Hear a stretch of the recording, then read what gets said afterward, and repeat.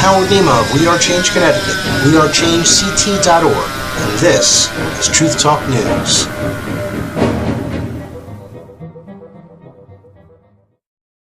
Hi, I'm Howard Nema of We Are Change Connecticut. I am the campaign coordinator for the state of Connecticut for the Robby Wells 2016 presidential campaign. Many of you probably have never heard of Robby Wells. Certainly the mainstream media is doing their best to quell any groundswell of grassroots support. But if you stand for liberty, freedom, and a restoration of the constitutional republic that we've moved so far away from, and the bankrupting of our nation by bankers and poor trade deals, Robby Wells is the man you want as your president. I know I want him as our president. And here is his platform. I want to bring back the manufacturing jobs. We've lost 4.5 million manufacturing jobs in the past 15 years strictly because of the North American Free Trade Agreement. I'm going to be pushing to repeal that agreement, which will be half the battle. The other half is to move to fair trade. In other words, goods that come into this country, we raise the tariff on those goods coming in so that we can actually compete with companies right here in America to make the same products. That's what we've got to do to bring these jobs back to America and bring these companies back to America. You go look in your closet right now, all of your clothes, you look on the tags, your clothes are made overseas, either in China, Indonesia, wherever, but it's not made in the United States anymore. We've got to change that. And this plan will change that. It'll bring back 4.5 million jobs. We've got to put people back to work. The national unemployment rate is at 7.3%, and I believe it's way higher than that simply because a lot of people have given up on the hope of finding gainful employment in this economy. I want to become energy independent. That's going to create another 3 million jobs. That's what any expert will tell you. Close to 3 million jobs that will be created by becoming energy independent. My plan is to take calculated steps to become completely 100% energy independent. The first step is to become 25% oil independent. We can do that in about 3.5 years.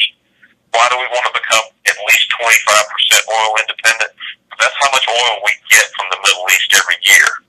And all the Middle East has given us is Desert Storm, 9/11, the war in Afghanistan, the war in Iraq, Libya, Syria. We're on the verge of going to war with Syria, Iran. We've talked about war with Iran too. So we've got to start doing something different. We've been putting ourselves in a situation where we're doing bad business with countries that harbor terrorists and support terrorist activities. And there's no reason for us to do it when we've got all the resources right here. The richest land with resources anywhere in the world is right here in the United States. So we've got to do that. The experts that I have talked to in the field of oil energy have assured me that within 3.5 years we can be at least 25% oil independent. So that would be a great first step for us. And then, of course, once that 3.5 years is up, and we go to the next 3.5 years of becoming at least 50% energy independent. And I'm not just talking about oil. We've got to look at natural gas. We've got to look at solar. We've got to look at wind. We've got to look at all sorts of ways to tap into our energy sources right here in the United States. I do want to bring our troops home as quickly and safely as possible from all over the globe. We've got troops and army bases literally all over this globe, and we've got a modern-day empire. Empires always fall if you look at history, so we've got to bring these troops home as quickly and safely as possible. The country of Iran, they don't like us very much, but we've got over 40 military bases that surround the country of Iran. Now, if Iran had 40 military bases surrounding the United States, we probably would not like them too much either. So we've got to bring these troops home. It's unconstitutional to have them on foreign turf anyway when we're not in war. So we've got to bring them home as quickly and safely as possible. And I do understand there's certain places in the world where it's going to take a long time to get our Army troops out of, such as South Korea. We're not going to get out of there anytime soon. But according to the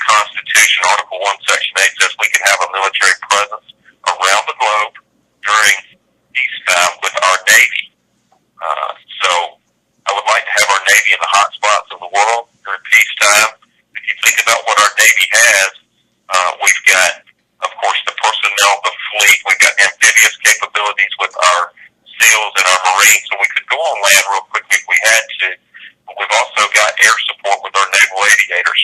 So we've got everything that we really need to do outside of the borders of the United States during peacetime with our Navy. Let's keep our Army right here as much as possible on our soil, train them hard. There's two things that will deter war, and that's a strong economy and a strong military. I believe in both, and that's what we've got to do. War is always an option, it is, but it should be your last option. I do want to overhaul the VA. What do I mean when I say overhaul the VA? We basically need about twice the amount of workers in the VA that we have right now. We've got some great people working in the VA. We just don't have enough of them to handle all the claims. So we've got to do a better job. We've heard some of the horror stories from Vietnam veterans that are still waiting for their claims to be heard. So we've got to do a good job. Stories that would actually bring you to tears, actually brought me to tears in Atlanta, Georgia, back this spring when I heard a couple of those stories from a couple of our Vietnam veterans. We've got to secure our borders. I do not believe that this immigration bill that they have right now, this amnesty bill, makes any sense. My plan is called Service for Freedom. And the reason I believe that we should have service for freedom is because we've got to look at the reason why we've got these millions of illegal immigrants in this country anyway. They're coming from Central and South America for the most part, and they're coming here because they're coming from third world countries. They're coming from poverty, trying to find a better life. The system, the way it's set up right now here in the United States, the reason they come in illegally is because they cannot afford financially to go through the process. It can be pretty taxing financially to become a United States citizen. So service for freedom would be, first step would be to secure our borders. I would like to quadruple our border patrol with Mexico. And then from there, anybody that would want to come into this country that actually could not afford to go through the process financially, we'll let them serve. Let's put them in the military for a term of 5 years where they will actually earn an income, a taxable income, might I add. And during that time, we will actually educate these people what it means to truly be an American. Teach them about the history of this country, what our founding fathers went through, bled and died for, and what so many people have bled and died for the freedoms and the liberty here for the people in these United States to be able to enjoy. If they need to learn the English language, let's teach them the English language. But at the end of that 5-year process, they would actually come out and be educated on what it means to be an American. They would have served this country, and they would have earned their citizenship. I do want to shrink the size of government. I do believe that we need a lot of government reform. It's really simple when you start looking up in Washington and you see everything that's going on there that's not in the confines of the Constitution. I'm not saying that a lot of these programs and departments are bad. I'm just saying that maybe we ought to just give them back to the states and follow the 10th Amendment. The federal government doesn't need to be taking care of literally everything. We've got to get back where the states and individuals are actually taking care of themselves. We've got to get the government out of people's bedrooms too, and get them out of worrying so much about what people are doing with their religion, with their home life, everything else. Let's let the government actually worry about what it needs to be worried about, which is governing, taking care of our military, protecting the people of the United States. I will be pushing for a balanced budget, and I will challenge Congress to give me a balanced budget every year, and if they do not, I will challenge them to give up their salary until they do, because they would not have done their job. That's why they go to Washington. So let's do that. We've got to eliminate the debt. We're almost $17 trillion in debt. That means we're basically bankrupt. The reason that we are so far in debt is because we have become a consumption-based nation. All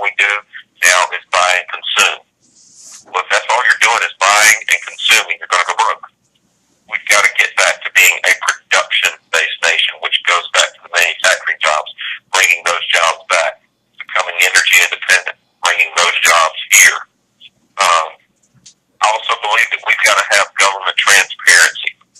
With the wake of all the scandals that you have seen with the IRS, the NSA, Fast and Furious, Benghazi, the AP, the list goes on and on. What you truly need is a president that is going to be transparent and has the attitude of transparency, because attitude will start at the top of any organization. It will permeate its way throughout the entire organization. So if we've got transparency, there is no need for a cover-up. And if there is no need for a cover-up, there is no scandal.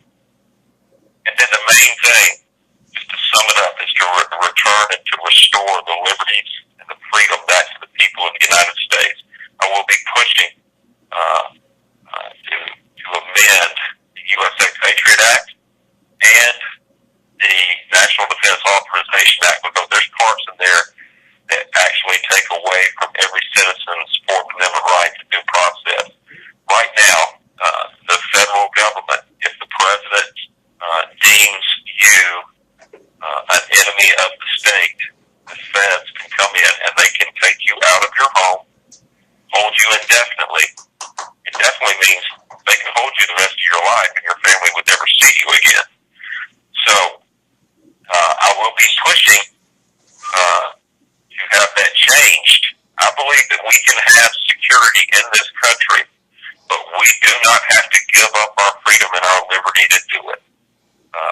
So you're listening to a candidate that's truly going to stand up for the people and for the rights of the people. The rights and the amendments that are in that Constitution are what we need to be getting back to anyway. If we just get back to the basics of those three documents, the Constitution, the Bill of Rights, and the Declaration of Independence, we're going to be doing just fine as a nation. There's going to be two questions I'm going to ask of any decision that I make when I become President of the United States. Number one, is it constitutional? And number two, is it for the betterment of the people of the United States? And as long as I ask those two questions, we're going to be okay as a nation. White, young or old, male or female, gay or straight, Democrat or Republican, Christian or Catholic, a Mormon or a Muslim, an agnostic or an atheist, or those of the Jewish faith. It's time to put those differences aside right now. It's time for us to start working together. It's time for us to show love and service to each and every American citizen so that we can right this ship. And it's going to take us doing that. See, the reason we have been working together is because the establishment has done everything they can to divide us. Because divided, we are conquered. Well, it's time for us to start putting down all of these differences, laying that aside, working together. The reason that we are so scared of each other is because we've not gotten used to each other and we haven't taken the time to get to know each other. We've got to stare down this fear with the face of courage. I say that all the time. So let's come together. Let's start working together. Thank you for each and every one of you for being on this call, for what you do for this campaign, what you do for this country. May God bless each and every one of you and your families. May God bless these United States.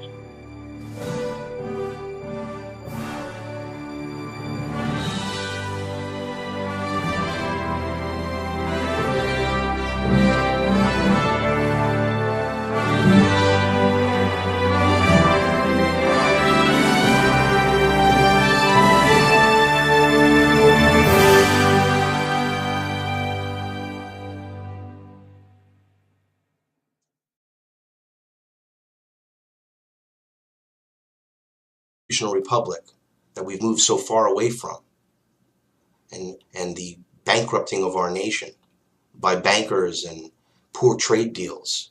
Robby Wells is the man you want as your president. I know I want him as our president.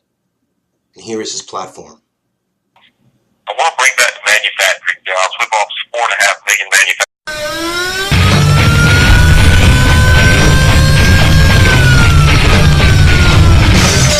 I'm Howard Nema of We Are Change Connecticut, wearechangect.org, and this is Truth Talk News.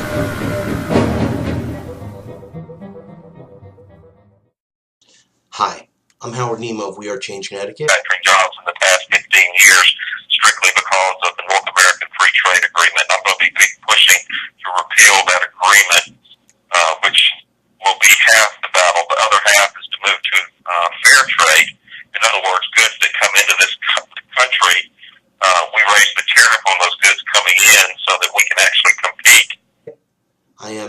campaign coordinator for the state of Connecticut for the Robby Wells 2016 presidential campaign. Many of you probably have never heard of Robby Wells. Certainly the mainstream media is doing their best to quell any groundswell of grassroots support. But if you stand for liberty, freedom, and a restoration of the Constitution, with companies right here in America to make the same products, that's what we've got to do to bring these jobs back to America and bring these companies back to America. You go look in your closet right